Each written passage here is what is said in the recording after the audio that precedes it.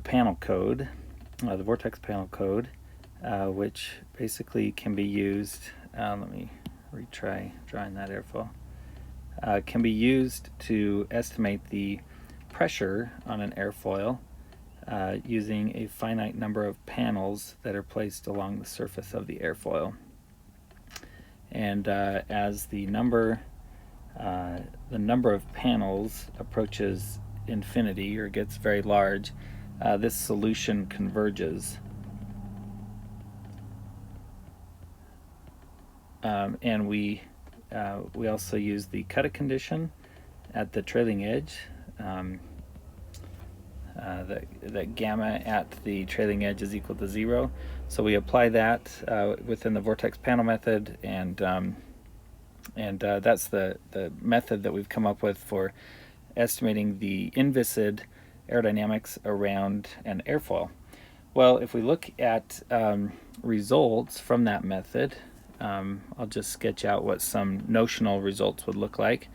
From thin airfoil theory, on a cambered airfoil, it can predict the zero lift angle of attack, and then also the lift slope, which it says is around 2 pi, or is exactly 2 pi from thin airfoil theory.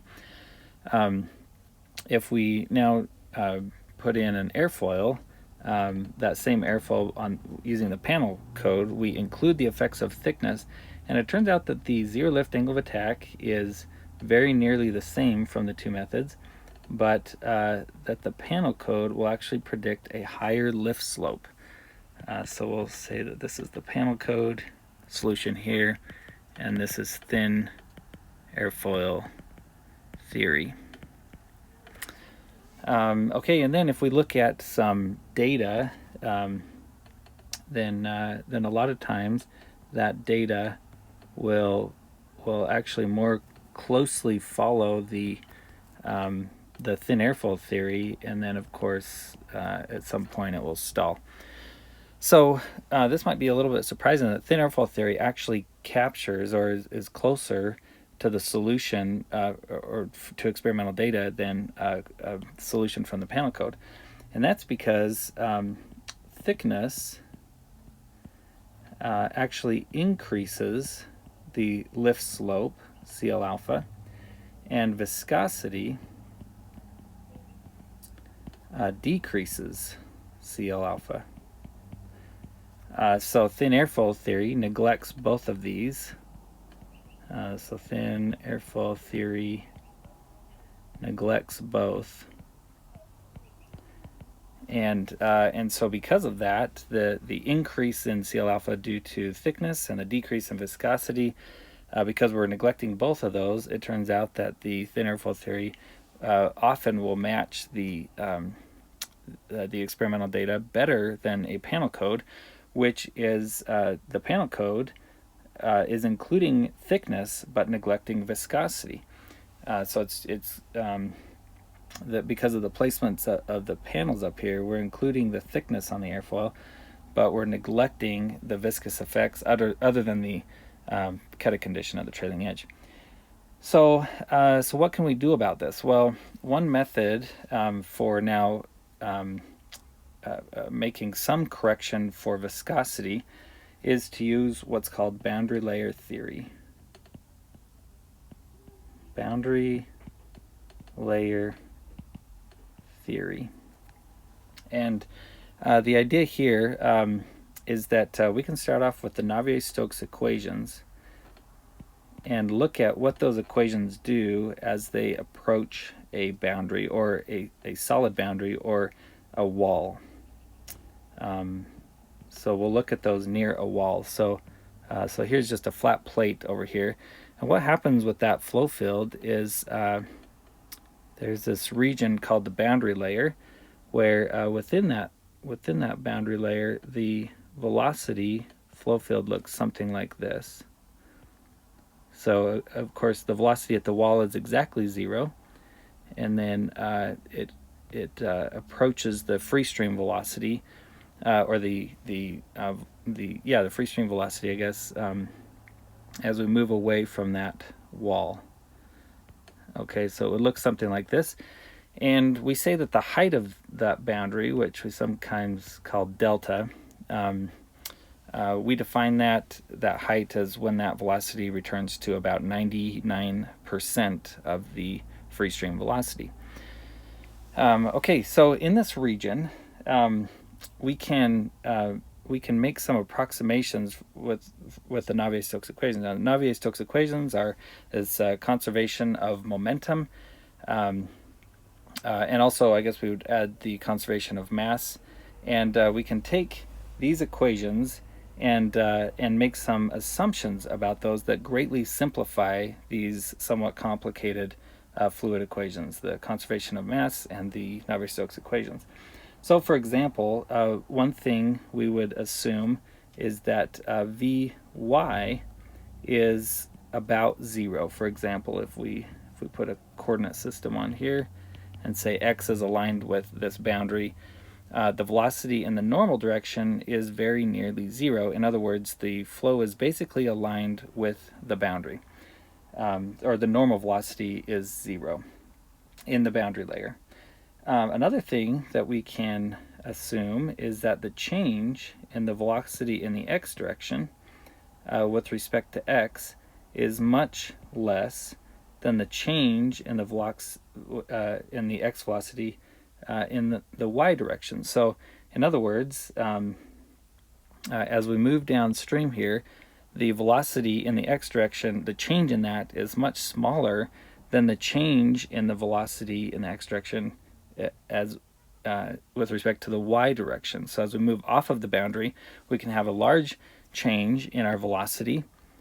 So as we move in this direction, our x velocity can change a lot, where as we move in the x direction, our x velocity doesn't change a whole lot in the boundary layer. And so making these types of assumptions, we're able to whittle the Navier-Stokes equations and conservation of mass down to what are called the boundary layer equations. And those are much easier to solve with these approximations built in. And you can actually put those in what's called an integral form. So we would have the integral boundary layer equations. So sometimes people call this IBL, the integral boundary layer equations. And basically what that means is that we can start at some point, for example at the leading edge here, and we can integrate as we move downstream and predict what that velocity profile is going to look like based on the velocity flow upfield or upstream from that. And so we can basically march downstream here and predict what these velocity fields are going to look like. Now, one thing that this depends on is your pressure distribution along that boundary. And that's one thing that you can leave in the Navier-Stokes equations, is the dependence on your pressure distribution. So we'll just put that in here. We can include the effects of our change in P with respect to X. Okay. Now the change in P with respect to Y, we also assume that is basically 0 in the Navier-Stokes equations, but we include the change in pressure with respect to X, and so we can account for what this boundary layer is going to look like in an adverse pressure gradient, for example, or a proverse pressure gradient. Okay, so so there are other things we can. This actually gives us a lot of capability here. A few things we can do with the boundary layer equations is we can predict the transition point from laminar to turbulent flow. Okay, so we can predict the location here where the flow is going to, where the laminar flow, where this boundary layer, the laminar boundary layer, is going to become unstable and trip to turbulent. Now, there are different models for that, and we can predict that at varying levels of accuracy, but that's one of the things that we try to do with this boundary layer development. And that tripping also depends on the amount of turbulence in the free stream. So we had some free stream flow here upstream that's coming in.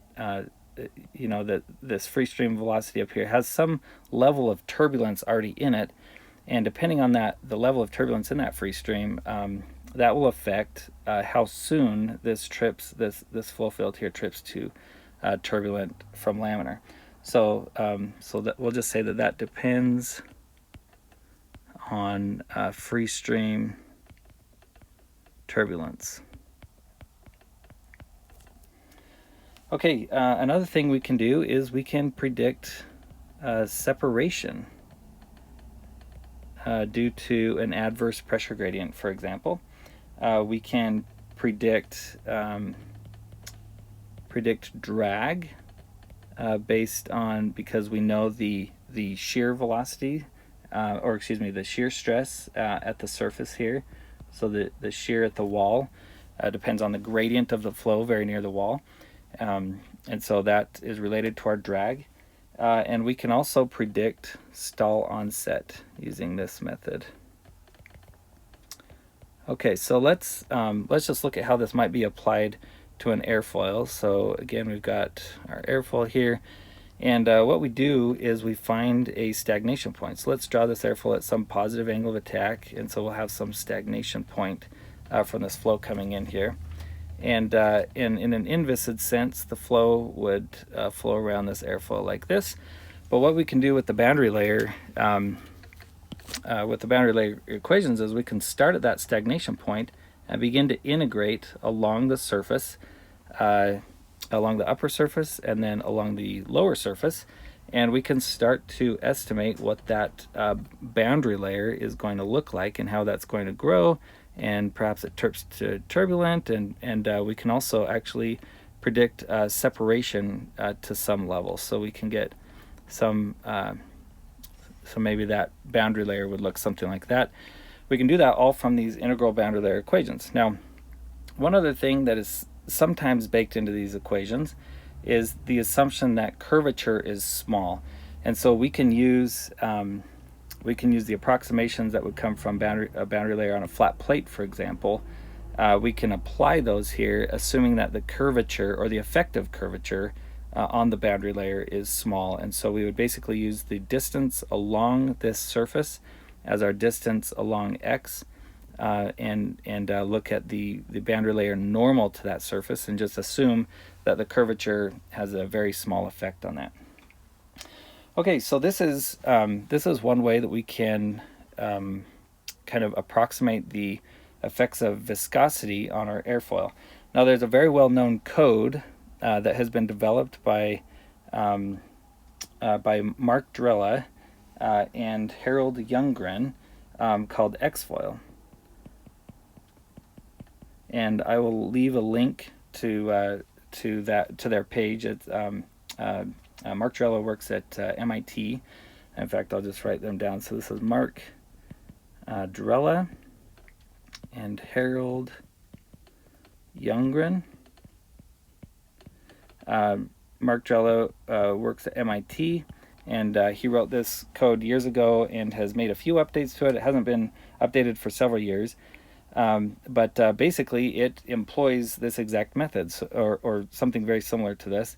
There are different ways you can formulate it, so it's a combination of a Vortex-Panel code and a boundary layer code, and those are coupled so that he can also capture the effects of the boundary layer back on the pressure, and vice versa, the effective pressure on the boundary layer. And so just a few things. I'm just going to kind of list some of the things Xfoil can do here.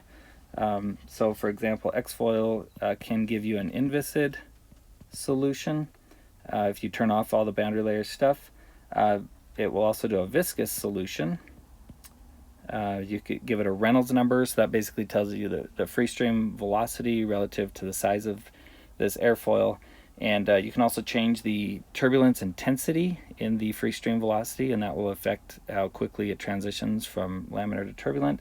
You can even force transition at a certain location. Sometimes sometimes in Airfoil development, they will force transition by putting in some sandpaper or something on the surface of the airfoil, and that trips the boundary layer. They call it tripping the boundary layer, and it will force it to go from laminar to turbulent behind that, and so they have more control over the flow on that airfoil. So you can also do that in Xfoil. You can force the transition at a certain location. You can also include, they have corrections for compressibility.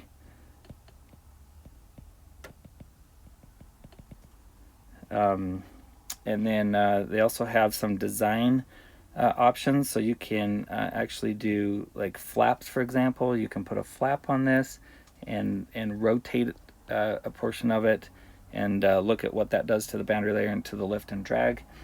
They've got a whole suite of inverse design tools. So if you know what the performance of the airfoil, what you're looking for, you can back out some parameters like camber and thickness, for example, if you're looking for a certain performance property. So this is inverse design / airfoil design. It's got some pretty impressive tools for that. It also has kind of a rudimentary graphical user interface. This was written in Fortran 77. And so it's very fast on modern architectures. It's compiled code, and there are versions for Windows, Linux, and Mac that you can find. I'm not sure. I know on their website, I think they have the Windows and the Linux versions. They may now also have the Mac version there on that main website, but you can find compiled versions of those for any of those 3 operating systems online. So anyway, this is a tool that's been around for several years, I'll drop some links to the development there have been several papers that were written on the development of the code, and so I'll put some links to those papers for those who are interested in looking more into the mathematics and the structure of the code or what's going on underneath the hood. They also have fairly decent documentation that will explain what each of the commands do and how to use them. And then there are also other YouTube videos online that walk through some of the options and how to use Xfoil.